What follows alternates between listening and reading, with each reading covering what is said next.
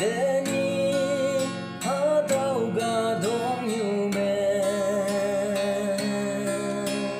Kristalla mabu ayena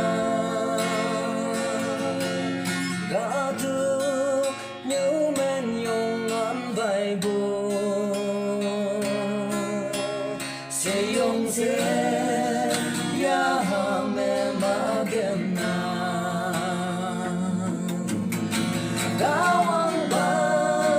ng sip si haywang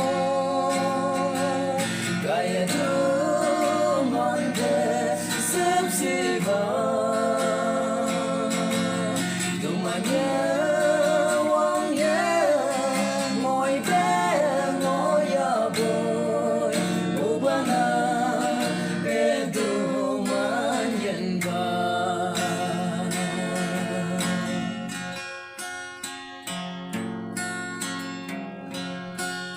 Deni gadung yuju haywang Ye mai be mengdai kembegi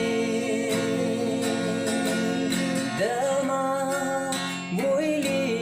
dangoha Jisubai lagi bangoy buya Gawang ba ng sip si haywang Gaya dumante sip si ba Dumanya wang ye Ngồi bên ngồi ya boy Ubana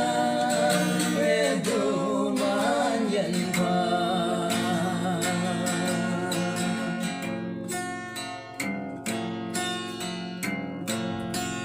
Deni nắng ayan mong chẳng mê Yen yi bu ya ha châu mê Wong ya nắng bê mà ngô bù lan Nắng mong sẽ ga wang yam mê yi go Gawang ba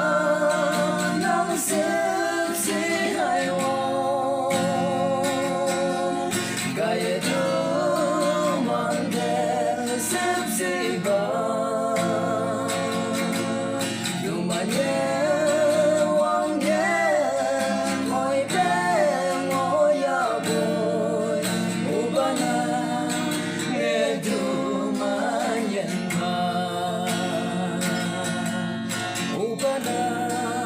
nghe du